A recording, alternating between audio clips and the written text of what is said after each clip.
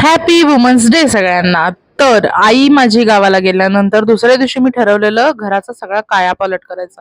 अर्थात ते तसं काही झालेलं नाहीये, कारण मला तेवढा वेळच नाही मिळाला परत पुढं.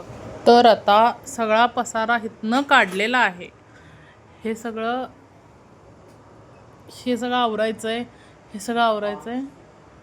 आणि इथं आमचा छोटू, आणि हे सगळं इथं होतं बेसिकली.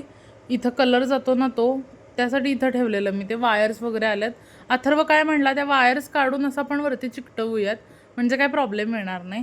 म्हणलं असं असं इथं पण कलर ह्याच्या पाठीमागे ना, ह्याच्या पाठीमागे कलर गेलेलाच आहे. मग म्हणलं इथं नको, जाऊ दे, काढूया जरा चेंज म्हणून. मग मी हे सगळं उचलून हे इथं ठेवलेलं आहे. ते सगळं उचलून फक्त तिथं ठेवायचं नव्हतं, तर हे सगळे कपडे मला एकटीला घडी घालायचे होते, कारण मला हेल्प करायला अमित घरी असला तरी तो झोपला होता, कारण त्याला माझी मदत करायची नव्हती. तो म्हणला मी माझे माझे कपडे घडी घालतो, तू तुझे तुझे घाल. आणि ऑब्व्हियसली सगळ्यात जास्त कपडे माझेच आहेत. इतके घरात कपडे आहेत, पण मी काय करू, मी एक पण ड्रेस घालत नाही, सतत नाईट ड्रेस मध्ये असते. मला तर लोक तसे कमेंट पण करतात की तू सतत नाईट ड्रेस मध्येच असते म्हणून. काय करू आता. बरं, हे माझं कपाट आवरून झालं, पण आता अथर्वचं सगळं आवरायचं होतं. बाकीचा वरचा जो पसारा पडला होता तो आवरायचा होता, आणि मी इथं अथर्वला सांगितलेलं तुझे तुझे कपडे घडी घाल.